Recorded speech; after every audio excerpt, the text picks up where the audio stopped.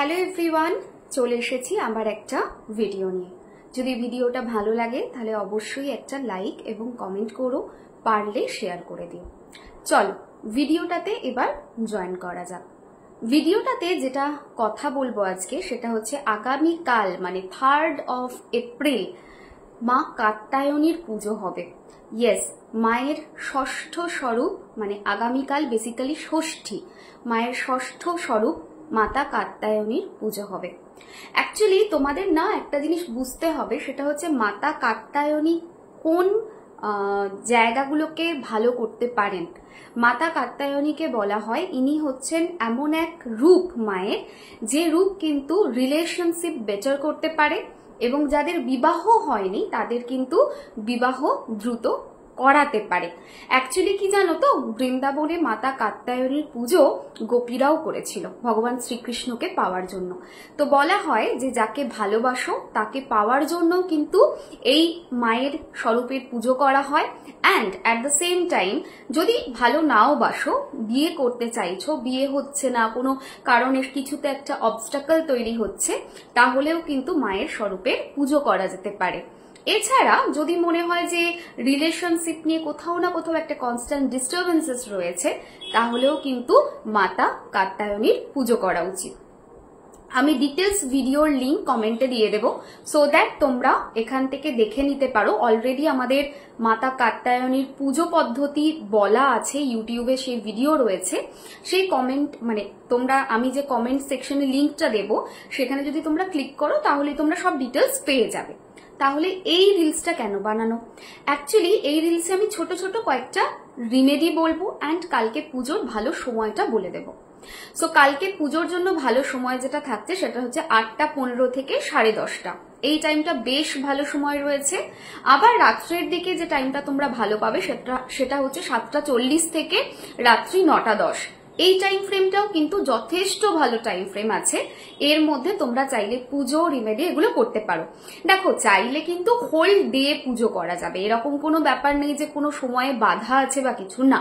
আমি বেস্ট সময়টুকু তোমাদের জানালাম। চলো এবারে নেক্সট যেটা নিয়ে কথা বলা যাক সেটা হচ্ছে রিমেডিয়াল পার্ট।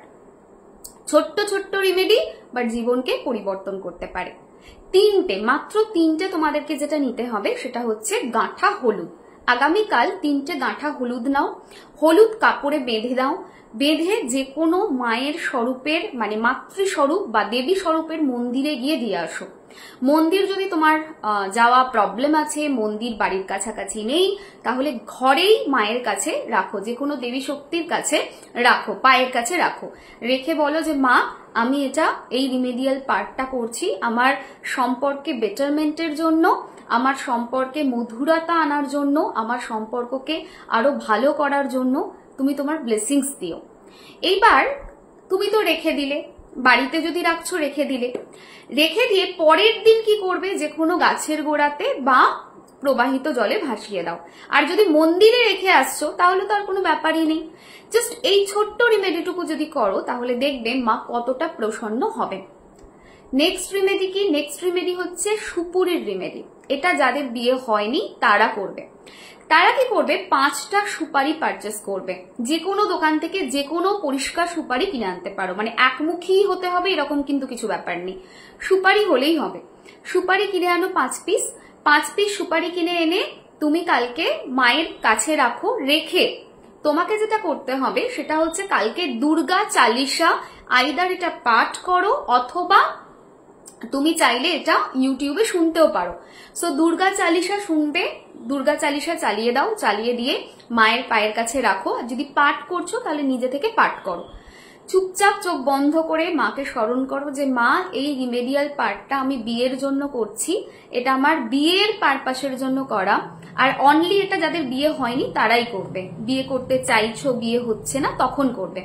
প্লিজ তুমি হেল্প করো যাতে আমার ম্যারেজের জায়গাটা বেটার হয়। এই বলে তুমি মায়ের পায়ের কাছে ওটা রেখে দাও। যদি বাড়িতে তোমার রাখতে অসুবিধে আছে, ঠিক আছে, মনে হচ্ছে যে ঠাকুরের স্থানে রাখতে পারবো না, জয়েন্ট ফ্যামিলি, অনেক সবাই পুজো স্থানে আসে, সেক্ষেত্রে 10-15 মিনিট রেখে দাও মায়ের পায়ের কাছে, দেন ওটাকে তুলে নিয়ে চলে আসো। চলে এসে বাড়ির সাউথে ওটাকে প্লেস করবে। একটা কাঁচের বাটি নেবে, কাঁচের বাটির মধ্যে চাল দিয়ে রাখবে, একটা এরকম ছোট্ট বাটি ভর্তি করে চাল দিয়ে রাখবে। ওই চালের মধ্যে 5টা সুপারিকে ঢুকিয়ে একদম মুখটা চাল দিয়ে ভর্তি করে পুরো রেখে দাও, যাতে দেখে বোঝা না যায় ওর মধ্যে সুপারি আছে। তো সেইভাবে ভরে ওটা বাড়ির সাউথে রেখে দাও বা রুমের সাউথে রেখে দাও। নতুন ভালো সম্পর্ক তোমার জীবনে আনতে হেল্প করবে। এবং সব থেকে বড় কথা, যে সম্পর্কটা আসবে সেটা খুব প্যাশনেট রিলেশনশিপ হবে এবং সেখানে একটা কি বলবো, সেটাতে একটা প্যাশন থাকবে, মানে ভালো মানুষ তার সঙ্গে প্যাশন, এই বোধ ক্যারি করবে।